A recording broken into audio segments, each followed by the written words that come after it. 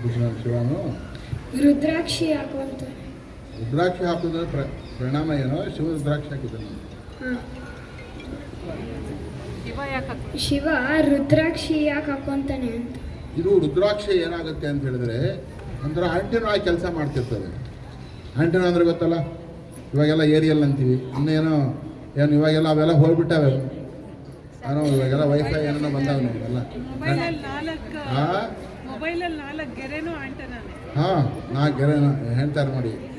ಅವೆಲ್ಲ ಗೆರೆಗಳು ಏನು ಮಾಡ್ತವೆ ಅಂದರೆ ಎಲ್ಲೋ ಇರೋ ವಿಚಾರಗಳನ್ನು ಸ್ವೀಕಾರ ಮಾಡ್ತಾವ ಇಲ್ವ? ಹಾಗೆ ಭಕ್ತ ಎಲ್ಲೋ ಇರ್ತಾನೆ, ಭಗವಂತ ಎಲ್ಲೋ ಇರ್ತಾನೆ. ಇವನ ವೇದನೆಗಳು, ಇವನ ರೋದನೆಗಳು, ಇವನ ಸಂಕಷ್ಟಗಳು ಎಲ್ಲವನ್ನು ಕೂಡ ಶಿವನಿಗೆ ಕೇಳಬೇಕೋ ಕೇಳಬಾರ್ದು? ಆ ಕೇಳಬೇಕಾದ್ರೆ ಅವನು ಒಂದೇನಾರು ಹಾಕ್ಕೋಬೇಕಲ್ಲ, ಒಂದೇನಾರು ಇಟ್ಕೋಬೇಕಲ್ಲ ಅವನು. ಹಾಗಾಗಿ ರುದ್ರಾಕ್ಷಿಗಳು ಯಾವಾಗಲೂ ಕೂಡ ಒಂದೊಂದಕ್ಕೂ ಒಂದೊಂದು ಕಣ್ಣುಗಳಂತ ಇರ್ತದೆ, ಮುಖ ಅಂತ ಇರ್ತದೆ. ಅಷ್ಟು ಮುಖಗಳನ್ನು ಇಟ್ಕೊಂಡು ಅವನು ಏನು ಮಾಡ್ತಿರ್ತಾನೆ ಅಂದರೆ ಇವನ್ನೆಲ್ಲವನ್ನು ಗ್ರಹಿಸ್ತಾ ಇರ್ತಾನೆ. ಇದ್ರ ಮೂಲಕ ಭಕ್ತನಿಗೂ ಮತ್ತು ಭಗವಂತನಿಗೂ ಇರೋ ಸಂಬಂಧವನ್ನು ಕಲ್ಪಿಸ್ಕೊಂಡು ನಿಮಗೇನಾದ್ರು ತೊಂದರೆ ಇತ್ತು ಅಂದರೆ ನೀವು ಧ್ಯಾನ ಮಾಡಿದರೆ ಸಾಕು, ಅವನು ಇದರ ಮೂಲಕವಾಗಿ ಗ್ರಹಿಸ್ಕೊಂಡು ನಿಮಗೇನು ಮಾಡ್ತಾನೆ, ಉತ್ತರವನ್ನು ಕೊಡ್ತಾ ಇರ್ತಾನೆ.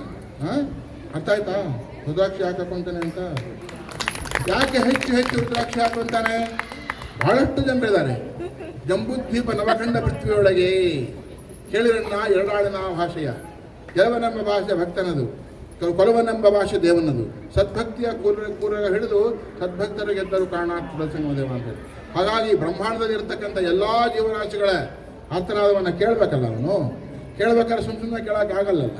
ಧ್ಯಾನದಲ್ಲಿ ಕೂತಿರ್ತಾನೆ, ಇವು ಎತ್ತರಿಸ್ತಾ ಇರ್ತಾವಂತೆ. ಯಾವ ರುದ್ರಾಕ್ಷಿಗಳು ಎತ್ತರಿಸಿ ಎತ್ತರಿಸಿ ಎತ್ತರಿಸಿ ಅವನಿಗೆ ಏನು ಮಾಡ್ತವೆ, ಇಂತಿಂತಾನೆ ತೊಂದರೆ ಇದೆ, ಹೋಗಿ ಮೊದಲು ಅವನಿಗೆ ಸಹಕಾರ ಮಾಡುವ. ಅರ್ಥ ಆಯ್ತಾ? ಸರಿ, ಇನ್ನೇನಾರ ಡೌಟ್ಸ್ ಇದೆಯಪ್ಪ? ನಮಸ್ತೆ ಗುರುಜಿ, ನನ್ನ ಹೆಸರು ಭೂಮಿತ್ ಅಂತ. ನಾವಿವತ್ತಿನ ದಿನ ಯಾಕೆ ಉಪವಾಸ ಮಾಡಬೇಕು? ಉಪವಾಸ ಯಾಕೆ? ಉಪವಾಸ ಅಂದರೆ ಏನು? ಉಪವಾಸ ಪದ ಬಿಡಿಸ್ಬೇಕು. ಊಟ ಮಾಡದೇನೆ ಇರಬೇಕು ಅಂತ ಅಲ್ಲ. ಉಪವಾಸ ಶಿವನ ಹತ್ತಿರ ಇರುವಂಥ ಅರ್ಥ. ಬೇಟೆಗಾರ ಎಲ್ಲಿದ್ದ? ಶಿವನ ಹತ್ತಿರದಲ್ಲೇ ಇದ್ನಲ್ಲ. ಹಾಗಾಗಿ ಶಿವನ ಹತ್ತಿರದಲ್ಲಿ ಇದ್ದಾಗ ಆಗುವಂತಹ ಪರಿಣಾಮಗಳಿಂದ ಅವನಿಗೇನಾಯಿತು, ಆ ಒಂದು ವಿವೇಕ ಉಂಟಾಗ್ತಾ ಬಂತು, ಜ್ಞಾನ ಉಂಟಾಗ್ತಾ ಬಂತು.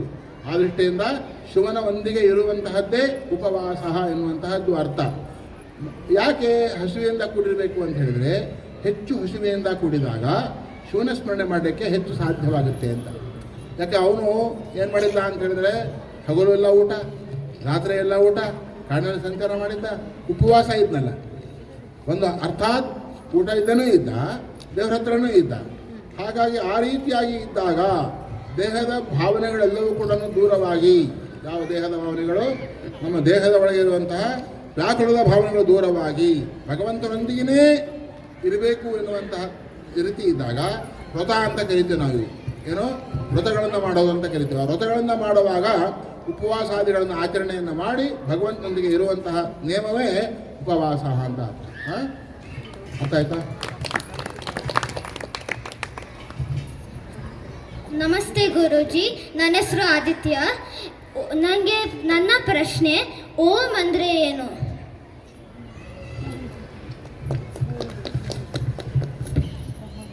ಯಾರ ಓಂ? ಓಂ ಅಂದರೆ ಏನು ಗೊತ್ತಾ? ಬ್ರಹ್ಮ ವಿಷ್ಣು ಮಹೇಶ. ಅಕಾರ ಉಕಾರ ಮಕಾರಗಳ ಸಂಯುಕ್ತಾಕ್ಷರವೇ ಓಂಕಾರ. ಅ ಅಂದರೆ ಆದಿ, ಅ ಅಂದರೆ ಆದಿ, ಉ ಅಂದರೆ ಉಗಮ. ಆದಿಯಲ್ಲಿರುವಂತಹ ಚೈತನ್ಯವೇ ಉಗಮವಾದಂತಹದ್ದು. ಆ ಉಗಮವಾದಂತಹದ್ರಲ್ಲಿ ಮಕಾರ ಅಂದರೆ ಮಂಗಳ ಸ್ವರೂಪವಾಗಿ ಅಡಕವಾಗಿದ್ದಾನೆ ಅಂತ, ಕಾಣದಂಗಿದ್ದಾನೆ ಅಂತ. ಆದಿಯಲ್ಲಿರುವಂತಹ ಚೈತನ್ಯ ಏನೇನು ಉಗಮವಾಗಿದೆಯೋ ಅದರೆಲ್ಲದರಲ್ಲಿಯೂ ಕಾಣದ ರೂಪದಲ್ಲಿದ್ದಾನಲ್ಲ, ಅದನ್ನು ಓಂಕಾರ ಅಂತ ಕರೀತಾರೆ. ಓಂ ಎನ್ನುವಂತಹ ಶಬ್ದವನ್ನು ಹೇಳುವುದರಿಂದ ಆಗುವಂತಹ ಪರಿಣಾಮ ಏನು ಅಂತ ಹೇಳಿದರೆ, ಅ ಉ ಮ ಬಿಡಿಸಿ ಹೇಳಿದಾಗ ಅ ಅನ್ನೋ ಅಕ್ಷರ ನಾಭಿಯಿಂದ ಉತ್ಪತ್ತಿ ಆಗುತ್ತೆ. ನೀವು ಪ್ರಯೋಗ ಮಾಡಿ ನೋಡಿ. ಊ ಕಣ್ಣಿನಿಂದ ಉತ್ಪತ್ತಿ ಆಗುತ್ತೆ. ಮಸ್ತದಿಂದ ಉತ್ಪತ್ತಿ ಆಗುತ್ತೆ. ಈ ದೇಹ ಉಗಮವಾಗಲಿಕ್ಕೆ ಕಾರಣ ಯಾವುದು? ನಾಭಿ ಅಲ್ಲ. ನಾಭಿಯಿಂದನೇ ತಾನೇ ಇಡೀ ದೇಹ ಎಲ್ಲ ನಿರ್ಮಾಣವಾಗೋದು. ಹಾಗಾಗಿ ಈ ಶಕ್ತಿ ಅಡಕವಾಗೋದು ಯಾವುದರಲ್ಲಿ? ಓಂಕಾರ. ಅದಕ್ಕೆ ಹೇಳ್ತಾರೆ, ಓಹಂ ನಿಲ್ಲಿಸು ಕಾಯದ ಮಧ್ಯದಿ ಸೋಹಂ ಸಿದ್ಧಿಯ ಪ್ರಣವವಿದೆ. ಯಾರು ಓಂಕಾರವನ್ನು ತನ್ನ ಕಾಯದಲ್ಲಿ ನೆಲೆಗೊಳಿಸ್ಕೊಳ್ತಾನೋ ಅವನಿಗೆ ಯಾವ ಶಕ್ತಿ ಇದೆ? ಪರಮಾತ್ಮನಾಗುವ ಶಕ್ತಿ ಇದೆ ಅಂತ ಹೇಳ್ತಾನ. ಹಾಗಾಗಿ ಓಂಕಾರ ಏನಿದೆಯಲ್ಲ, ಇದು ಅಕಾರ ಉಕಾರ ಮಕಾರಗಳ ಸಂಯುಕ್ತಾಕ್ಷರವೇ ಓಂಕಾರ. ಯಾರು ಇದನ್ನು ಧ್ಯಾನ ಮಾಡ್ತಾರೋ ಅವರು ಶಿವನ ಸ್ವರೂಪಿಗಳಾಗ್ತಾರೆ ಎನ್ನುವಂತಹ ನಿಯಮ ಇದೆ. ಹಾಗಾಗಿ ಓಂಕಾರ ಧ್ಯಾನ ಮಾಡಬೇಕೋ ಮಾಡಬಾರ್ದು? ಒಂದು ಮಾತನ್ನೆಲ್ಲ ನಿಮಗೆಲ್ಲ ಗೊತ್ತಿದೆ. ವರ್ಣಮಾತ್ರಂ ಕಲಿಸಿದಾತ ಗುರು ಅಂತ ಹೇಳ್ತಾರೆ, ಕೇಳಿದಿರಲ್ಲ? ಯಾವ ಒಂದು ಅಕ್ಷರ? ABCD ಅಲ್ಲ, ಅ ಇ ಉ ಅಲ್ಲ. ಈ ಓಂಕಾರವನ್ನು ಯಾರು ದೇಹದಲ್ಲಿ ನೆಲೆಗೊಳಿಸ್ತಾರೋ ಅವನ್ನ ಗುರು ಅಂತ ಹೇಳ್ತಾರೆ. ಸರಿ ಹೇಳ್ತಾರೆ ನೋಡ್ರಿ, ತರವಲ್ಲ ತಗಿ ನಿನ್ನ ತಂಬೂರಿ ಸ್ವರ ಬರಿದೇ ಬಾರಿಸದಿರು ತಂಬೂರಿ. ಕೇಳಿದಿರಲ್ಲ? ತಂಬೂರಿಯನ್ನು ಮೀಂಟಿದಾಗ ಸೋರೆ ಒಳಗೆ ಯಾವ ನಾದ ಬರಬೇಕು? ಓಂಕಾರ ನೆಲೆ ನಿಲ್ಬೇಕಂತ. ಅದರಲ್ಲಿ ಓಂಕಾರ ನೆಲೆ ನಿಂತರೆ ಮಾತ್ರ ಆ ತಂಬೂರಿ ಸರಿಯಾಗಿದೆ ಅಂತ. ಇಲ್ಲ ಅಂದರೆ ತಂಬೂರಿ ಅಲ್ಲ, ಇದೆ ಇದು ಪರಮಾತ್ಮನಿಗೆ ಸಲ್ಲಲ್ಲ ಅಂತ ಒಪ್ಕೋಬೋದಲ್ಲ? ಹಾಗಾಗಿ ಓಂಕಾರ ದೇಹದೊಳಗೆ ಇರಬೇಕೋ ಇರಬಾರ್ದು? ನೆಲೆಗೊಳಿಸ್ಕೊಳ್ಬಾರ್ದು? ದಿವಸ ಧ್ಯಾನ ಮಾಡಬೇಕೋ ಮಾಡಬಾರ್ದು? ನೀನು ದಿವಸ ಧ್ಯಾನ ಮಾಡು, ಮಹಾನ್ ಏನಾಗ್ತೀಯಾ? ನೀನು ಓಂಕಾರ ದಿವಸ ಧ್ಯಾನ ಮಾಡು, ಏನಾಗ್ತೀಯಾ? ಎಲ್ಲ ರೀತಿ ಜ್ಞಾನ ಪಡ್ಕೊಳ್ತೀಯ. ಅರ್ಥ ಆಯ್ತಾ? ಹಾಂ, ಸರಿ. ಇನ್ನೂ ಬಿಡಿಸಿ ಹೇಳಬೇಕು ಅನ್ನೋದಾದರೆ ಓಂಕಾರದಲ್ಲಿ ಎಷ್ಟು ಶಕ್ತಿ ಇದೆ ಅಂತ ಹೇಳಿದರೆ, ಒಂದು ತಾಯಿಗೆ ಗರ್ಭಾವಸ್ಥೆಯಲ್ಲಿ ಇದ್ದಾಗ, ಪ್ರಯೋಗ ಆಗಿರೋದು ಹೇಳ್ತಾ ಇರೋದು ನಾನು, ಗರ್ಭಾವಸ್ಥೆಯಲ್ಲಿ ಇದ್ದಾಗ 6 ತಿಂಗಳಲ್ಲಿ ಪರೀಕ್ಷೆ ಮಾಡಿದಾಗ ಮೆದುಳು ಬೆಳೆದಿಲ್ಲ ಅಂತ ಡಾಕ್ಟರ್ ರಿಪೋರ್ಟ್. ಗುರುಗಳೇ ಹಿಂಗಾಗಿದೆ, ಏನು ಮಾಡಬೇಕು ಅಂತ ಕೇಳಿದಾಗ, ಮಗು ಇಟ್ಕೋಬೇಕೋ ಇಟ್ಕೋಬಾರ್ದು ಅಂತ ಸಲಹೆ ಬಂದಾಗ, ನೀವು ಒಂದು ಪ್ರಯೋಗ ಮಾಡ್ತೀನಮ್ಮ ಅಂತ ನಾವು ಹೇಳಿದ್ವಿ. ಮಾಡ್ತೀನಿ ಅಂತ ಹೇಳಿದ್ವಿ. ಮನೆ ಒಳಗೆ ಗಂಟೆ ಇಟ್ಕೊಂಡು ನಾದ ಭಾಷೆ ನಾದ ಕೇಳು, ಬಿಡುವಿದ್ದಾಗ ಓಂಕಾರ ಉಚ್ಚಾರಣೆ ಮಾಡ್ಕೋ, ಮಗು ಮೆದುಳು ಬೆಳೆಯುತ್ತೆ ಅಂತ ನನ್ನ ಸಲಹೆ ಮೇಲೆ ಆ ತಾಯಿ 22 ದಿನಗಳ ಕಾಲ ಪ್ರಯೋಗ ಮಾಡಿ ಸ್ಕ್ಯಾನಿಂಗ್ ಮಾಡಿಸಿದರೆ ಮೆದುಳು ಪೂರ ಬೆಳೆದಿದೆ. ಅಷ್ಟೇ ಅಲ್ಲ, ಮಗು ನಮಸ್ಕಾರ ಮಾಡೋಕ್ಕೆ ಬಂದಾಗ ಓಂ ಅಂತ ಹೇಳಿ ನಮಸ್ಕಾರ ಮಾಡೋದು. 1 ವರ್ಷದ ಮಗು ಇವತ್ತು ಅವನು ಉದ್ಯೋಗದಲ್ಲಿದ್ದಾನೆ ಅಂದರೆ ಯೋಚನೆ ಮಾಡಿ, ಒಂದು ಮಗುವಿನ ಭವಿಷ್ಯವನ್ನು ನಿರ್ಮಾಣ ಮಾಡಿದ್ದು ಯಾವುದು?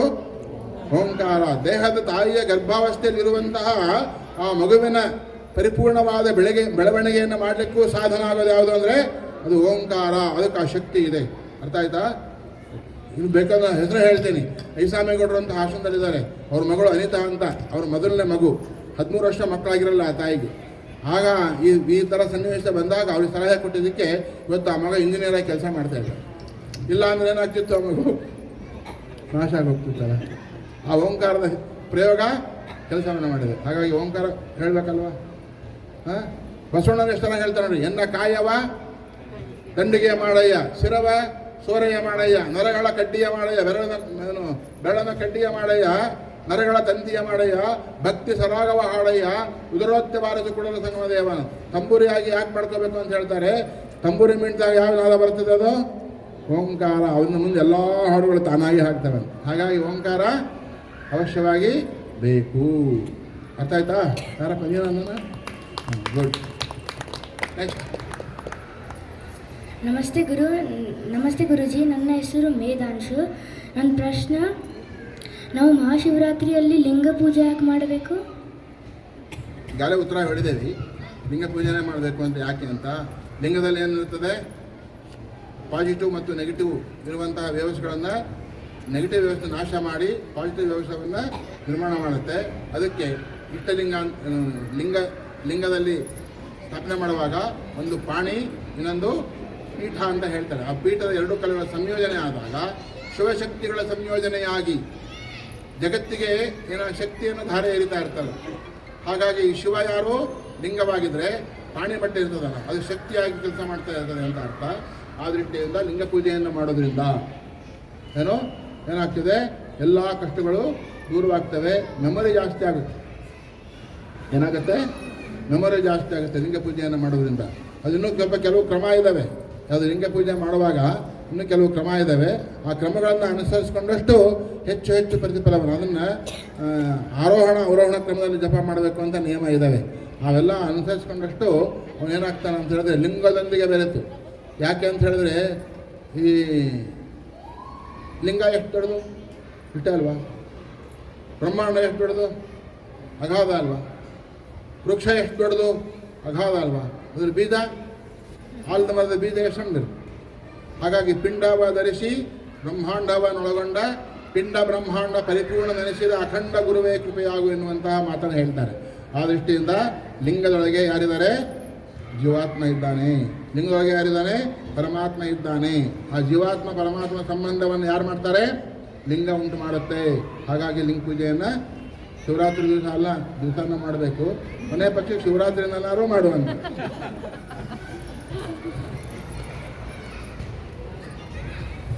ನಮಸ್ತೆ ಗುರುಜಿ, ನನ್ನ ಹೆಸರು ಕುಶಾಲ್. ಇವತ್ತು ನನ್ನ ಪ್ರಶ್ನೆ ಏನಂದರೆ, ಎಲ್ಲರೂ ಹೇಳ್ತಾರೆ ದೇವರು ಎಲ್ಲ ಕಡೆ ಇದ್ದಾರಂತ. ಆದರೆ ನಾವು ದೇವಸ್ಥಾನದಲ್ಲೇ ಹೋಗಿ ಪೂಜೆ ಮಾಡ್ತೀವಲ್ವ, ಯಾಕೆ?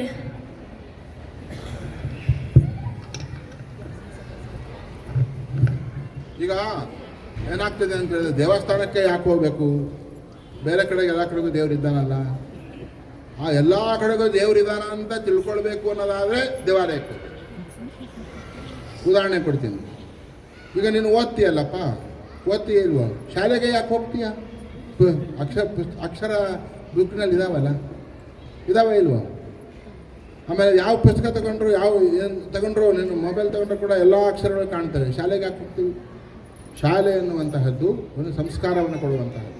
ಅಲ್ಲಿ ಗುರುಗಳು ಅನ್ನೋರು ಪಾಠ ಹೇಳ್ತಿರ್ತಾರೆ ಅಲ್ಲ, ಬೋರ್ಡ್ ಮೇಲೆ ಬರೀತಾರೆ ಇಲ್ವೋ?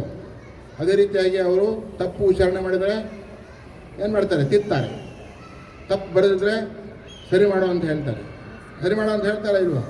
ಹಾಗಾಗಿ ಶಾಲೆ ಒಳಗೆ ವಿದ್ಯೆಯನ್ನು ಕಲಿತ್ರೆ ಆಗ ಅವನೇನಾಗ್ತಾನೆ? ಓರೆ ಕೂರೆಲ್ಲವನ್ನು ಕೂಡ ಸರಿಪಡಿಸಿಕೊಂಡು ಉತ್ತಮವಾದ ವಿದ್ಯಾರ್ಥಿ ಆಗ್ತಾನೆ. ಆಗೋದಿಲ್ಲ? ಹಾಗೆ ದೇವಾಲಯಕ್ಕೆ ಯಾಕೆ ಹೋಗ್ತೀವಿ? ನೀವೆಲ್ಲ ದೇವಾಲಯಕ್ಕೆ ಹೋಗೋ ಅಭ್ಯಾಸ ಇದೆ ಅಲ್ವಾ? ದೇವಾಲಯಕ್ಕೆ ಯಾಕೆ ಹೋಗ್ತೀರಿ? ಯಾರು ಕೇಳಿದ್ರೆ ಏನು ಹೇಳ್ತೀರಿ ನೀವು? ಏನಾರು ಹೇಳ್ಬೋದಲ್ಲ? ಯಾಕೆ ಹೋಗ್ತೀರಿ ದೇವಸ್ಥಾನ? ಮತ್ತೆ ಆಮೇಲೆ ನಾನು ಕೇಳಿದ್ದೆಲ್ಲ ಈಡೇರಿಸಲಿ. ಮತ್ತೆ ಇಷ್ಟಕ್ಕೆ ಆದರೆ ಉಪಯೋಗ ಇಲ್ಲ. ದೇವಸ್ಥಾನಕ್ಕೂ ದೇವರಿಗೆ ನಿಮಗೆ ಸಂಬಂಧವೇ ಇಲ್ಲ. ದೇವಸ್ಥಾನಕ್ಕೆ ಯಾಕೆ ಹೋಗ್ಬೇಕಂದ್ರೆ ದೇವರಾಗಿ ಬರ್ಲಿಕ್ಕೆ ಹೋಗ್ಬೇಕಂತ. ಯಾಕೆ ಹೋಗ್ಬೇಕು? ದೇವರಾಗಿ ಬರ್ಲಿಕ್ಕೆ ದೇವಸ್ಥಾನಕ್ಕೆ ಹೋಗ್ಬೇಕು. ಶಾಲೆಗೆ ಯಾಕೆ ಹೋಗ್ಬೇಕು? ವಿದ್ಯಾವಂತನಾಗಲಿಕ್ಕೆ ಶಾಲೆಗೆ ಹೋಗ್ಬೇಕಂತ. ದೇವಸ್ಥಾನಕ್ಕೆ ಯಾಕೆ ಹೋಗ್ಬೇಕು? ದೇವರಾಗೋದಕ್ಕೆ ಹೋಗ್ಬೇಕಂತ. ಅದಕ್ಕೆ ಉಳ್ಳವರು ನಾನೇನ ಮಾಡಲಿ ಎನ್ನ ಕಾಲೇ ಕಂಬ, ದೇಹವೇ ದೇಗುಲ, ಶಿರವೇ ಹೊನ್ನ ಕಲಶವಯ್ಯ ಅಂತಲೇ ಹೇಳ್ತೀವಿ. ದೇವಾಲಯದಲ್ಲಿ ಒಂದು ಗಂಟೆ ಇಟ್ಟಿರ್ತಾರಲ್ಲ, ಗಂಟೆ ಬಾರಿಸ್ತೇವೆ. ಯಾಕೆ ಬಾರಿಸ್ತೀವಿ? ಕಿವಿಗಳು ತಪ್ಪು ಮಾಡಿರೋದಿಲ್ವಾ? ಕಿವಿಗೆ ಶುದ್ಧ ಆಗಬೇಕು, ಆಗಬಾರ್ದು. ಶುದ್ಧವಾಗಬೇಕಾದ್ರೆ ಯಾವ ನಾದ ಕೇಳಬೇಕು? ಓಂಕಾರ. ಗಂಟೆ ಬಾರಿಸಿದ ಬರೋ ನಾದ ಯಾವುದು? ಕಿವಿ ಬೇರೆ ಮಾತೇನಾರು ಹೇಳಿದ್ರೆ ಒಪ್ಪುತ್ತಾ? ಹಾಗಾಗಿ ಕಿವಿ ಶುದ್ಧವಾಗಬೇಕಾದ್ರೆ ಓಂಕಾರ ಕೇಳಬೇಕು. ಕಣ್ಣು ಶುದ್ಧವಾಗಬೇಕಾದ್ರೆ ದೇವರ ದರ್ಶನ ಮಾಡಬೇಕು ಅಲ್ಲ. ಬಾಯಿ ಶುದ್ಧವಾಗಬೇಕಾದ್ರೆ ಪ್ರಾರ್ಥನೆ ಮಾಡಬೇಕು. ಕೈ ಶುದ್ಧವಾಗಬೇಕಾದ್ರೆ ನಮಸ್ಕಾರ ಮಾಡಬೇಕು. ಕಾಲು ಶುದ್ಧವಾಗಬೇಕಾದ್ರೆ ಪ್ರದಕ್ಷಿಣೆ ಮಾಡಬೇಕು. ಇವೆಲ್ಲ ಪ್ರಕ್ರಿಯೆಗಳು ಆಗೋದು ದೇವಸ್ಥಾನದಲ್ಲೋ ಬೇರೆ ಕಡೆಗಳು. ಇವೆಲ್ಲವನ್ನು ಮಾಡ್ತಾ ಮಾಡ್ತಾ ಮಾಡ್ತಾ ಒಬ್ರು ನಿಂತಲ್ಲೇ ಪ್ರದಕ್ಷಿಣೆ ಮಾಡ್ತಾರೆ, ನೋಡಿದಾರಲ್ಲ. ದೇವಶುದ್ಧ ಪ್ರದಕ್ಷಿಣೆ ಮಾಡಿದಾಗ ದೇವರು ದೇವಾಲಯದಲ್ಲಿ, ನಿಂತು ಪ್ರದಕ್ಷಿಣೆ ಮಾಡಿದರೆ ದೇವರಲ್ಲಿ ನಮ್ಮೊಳಗೆ ಇದೆ, ಹೌದಲ್ಲ? ಹಾಗಾಗಿ ದೇವಾಲಯಕ್ಕೆ ಹೋಗುವಾಗ ಭಕ್ತನಾಗಿ ಹೋದರೆ ಬರುವಾಗ ಏನಾಗಿ ಬರ್ಬೇಕು? ಅವನು ದೇವರಾಗಿ ಬರ್ಬೇಕಂತ. ಏನನ್ನೋ ಕೇಳ್ಕೊಂಬರ್ಬಾರ್ದಂತ. ಒಪ್ಕೊಳ್ತೀರಾ ಇಲ್ವಾ? ಅದಕ್ಕೆ ದೇವರಾಗಿ ಬಂದವನು ಯಾರಪ್ಪ ಅಂದರೆ ಬಸವಣ್ಣ ಒಬ್ಬನೇ. ಅದಕ್ಕೆ ನನ್ನ ಕಾಲೇ ಕಂಬ, ದೇಹವೇ ದೇಗುಲ. ದೇವರು ನೆಲೆಗೊಳಿಸ್ಕೊಂಡಾದ್ಮೇಲೆ ಶಿರವೇ ಹೊನ್ನ ಕಲಶವಯ್ಯ. ಯಾಕೆ ಈ ಮಾತು ಹೇಳ್ತಾರೆ ಅಂತ ಹೇಳಿದ್ರೆ, ತೆಲ ಒಳಗೆ ಎಂಥ ಬುದ್ಧಿ ಇಟ್ಕೋಬೇಕು? ಬಂಗಾಳದಂಥ ಬುದ್ಧಿ ಇಟ್ಕೋಬೇಕಂತ. ಈಗ ನೀವು ಹಣ್ಣು ಕಾಯಿ ನೈವೇದ್ಯ ಮಾಡಿದ್ಮೇಲೆ ಏನಂತೀರಿ? ಅದನ್ನು ಪ್ರಸಾದ ಅಂತ ಕರಿತೀರಿ, ಹೌದಲ್ವಾ? ಒಬ್ಬರೇ ತಿಂತೀರಾ? ಅದೇ ಒಂದು ಅಂಗಡಿಲಿ ಹಣ್ಣು ತೊಗೊಬೇಕಾದ್ರೆ 1000 ಜನ ಇರಲಿ, ಹಣ್ಣು ಮುಚ್ಕೊಂಡು ತಿಂತೀವಿ. ದೇವಸ್ಥಾನದ ಹಣ್ಣಾದರೆ ಹಂಚ್ಕೊಂಡು ತಿಂತೀವಿ. ಯಾಕೆ? ದೇವರು ಪೂಜೆ ಮಾಡಿದ್ದೀವಿ. ನನ್ನೊಬ್ಬನಲ್ಲೇ ಮಾತ್ರ ದೇವರಲ್ಲ, ಇನ್ನೊಬ್ಬನಲ್ಲೂ ದೇವರಿದ್ದಾನೆ, ಅವನಿಗೂ ಕೊಡಬೇಕು ಅನ್ನೋ ಭಾವ ಬರುತ್ತೆ. ಹಾಗಾಗಿ ಅಂತಹ ಭಾವ ಬರಬೇಕು ಅನ್ನೋದಾದ್ರೆ ದೇವಾಲಯಕ್ಕೆ ಹೋಗಬೇಕು, ಹೋಗಬಾರ್ದು? ಹೋಗ್ಬೇಕಾ? ಹೋಗ್ತೀಯಾ? ಗಡ್ಬಿದರ ಹೋಗ್ಬೇಕು. ಓಕೆ, ಹೋಗಿ ಏನಾಗಬೇಕು? ದೇವರಾಗಬೇಕು. ಓಕೆ, ಸರಿ. ಅರ್ಥ ಆಯ್ತಾ? ನಮಸ್ತೆ ಗುರುಜಿ, ನನ್ನ ಹೆಸರು ಶ್ರೇಣಿತ್ ಅಂತ. ನಾವು ಯಾಕೆ ಮಹಾಶಿವರಾತ್ರಿ ಆಚರಿಸುತ್ತೇವೆ? ಹೇಳಿದ್ರೆ ಆಟ ಆಡ್ತಾ ಇದ್ದೇನೆ. ಶಿವನೊಂದಿಗೆ ಬದುಕಲಿಕ್ಕೆ ಏನು, ಯಾಕೆ ಶಿವರಾತ್ರಿ ಆಚರಣೆ ಮಾಡಬೇಕು? ಶಿವನೊಂದಿಗೆ ನಾವೆಲ್ಲ ಬದುಕಬೇಕು ಅಂತ. ಶಿವನೊಂದಿಗೆ ಬದುಕಬೇಕು ಅನ್ನೋದಾದರೆ ಎಲ್ಲರಿಗೂ ಕೂಡ ಒಳ್ಳೆಯದು ಮಾಡಬೇಕು, ಎಲ್ಲರಿಗೂ ಕೂಡ ಒಳ್ಳೆಯದನ್ನು ಹೇಳಬೇಕು, ಎಲ್ಲರಿಗೂ ಕೂಡ ತಂದೆ ತಾಯಿಗಳ ಮಾತನ್ನು ದೇವರು ಅಂತ ಭಾವಿಸ್ಕೊಂಡು ಅವ್ರ ಮಾತನ್ನು ಕೇಳಬೇಕು. ಕೇಳಬೇಕಾ ಕೇಳಬಾರ್ದು? ಅಪ್ಪ ಅಮ್ಮ ಬೈತಾರ ಇಲ್ಲೋ? ಯಾಕೆ ಬೈತಾರೆ ಹೇಳು? ಯಾಕೆ ಬೈತಾರೆ? ಹಾಂ, ನಿಂಗೆ ಕೋಪ ಬರುತ್ತಿಲ್ಲ? ಹಾಂ, ಕೋಪ ಬರಬೇಕೋ ಬರಬಾರ್ದು? ಬರಬಾರ್ದು. ಮತ್ತೆ ಯಾಕೆ ಬರ್ತದೆ? ಯಾಕೆ ಬರುತ್ತೆ ಹೇಳು? ಕೋಪ ಯಾಕೆ ಬರುತ್ತೆ? ನನಗಿಂತ ದೊಡ್ಡವರು ನನಗೆ ಬೈದರೆ ಒಳ್ಳೆಯದಕ್ಕೆ ಬೈದಾರೆ, ನನಗಿಂತ ಚಿಕ್ಕವರು ಬೈದರೆ ತಿಳುವಳಿಕೆಲ್ಲ ಬೈದಾರೆ, ಅಷ್ಟೇ ಅಲ್ಲ. ಈ ವಿವೇಕ ಬರಬೇಕಾದ್ರೆ ನಾವು ಯಾರೊಂದಿಗೆ ಇರಬೇಕು? ಶಿವನೊಂದಿಗೆ ಇರಬೇಕು. ದಿವಸ ಇರೋದಕ್ಕೆ ಆಗೋದಿಲ್ಲ ಅಂದಾಗ ಕೊನೆ ಶಿವರಾತ್ರಿ ದಿವಸ ನಾವು ಇರಬೇಕಲ್ವ ಶಿವನೊಂದಿಗೆ? ಹಾಂ, ಎಲ್ಲರೊಂದಿಗೆ ಇರಬೇಕು. ಎಲ್ಲರೂ ಯಾರಿರ್ತಾನೆ? ಶಿವ ಇರ್ತಾನೆ. ಒಬ್ರಿಗೊಬ್ರಿಗೆ ಪ್ರೀತಿ, ವಿಶ್ವಾಸ, ಒಳ್ಳೆಯ ಮಾತು ಇವೆಲ್ಲ ಕೇಳೋದೇ ಶಿವರಾತ್ರಿಯ ಮೂಲವಾದ ಉದ್ದೇಶ. ಭಜನೆ, ನಾಮಸ್ಮರಣೆ, ದೇವರ ಹೋಗಿ ಅಭಿಷೇಕ ಮಾಡೋದು, ದೇವರೊಂದಿಗೆ ಇರೋದು, ದೇವರಿಗೆ ಹೂವನ್ನು ದರ್ಶನ ಮಾಡೋದು, ಇವೆಲ್ಲವನ್ನು ಮಾಡ್ತಾ ಮಾಡ್ತಾ ಮಾಡ್ತಾ ಮಾಡ್ತಾ ಯಾರನ್ನ ತುಂಬ್ಕೊಳ್ತೇವೆ? ನಮ್ಮಲ್ಲಿ ಭಗವಂತನ ತುಂಬ್ಕೊಳ್ತೇವೆ. ಹಾಗಾಗಿ ಶಿವರಾತ್ರಿ ದಿವಸ ಶಿವನನ್ನು ನಮ್ಮಲ್ಲಿ ಮೈಗೂಡಿಸ್ಕೊಳ್ಳೋದಕ್ಕೋಸ್ಕರವಾಗಿ ಏನು ಮಾಡಬೇಕು? ಶಿವರಾತ್ರಿ ದಿವಸ ಶಿವನ್ನ ಪೂಜೆ ಮಾಡಬೇಕು. ಅದೇ ತಾನೇ ಬರ್ತಾನೆ? ನೀ ಕೇಳ್ತೇನವ?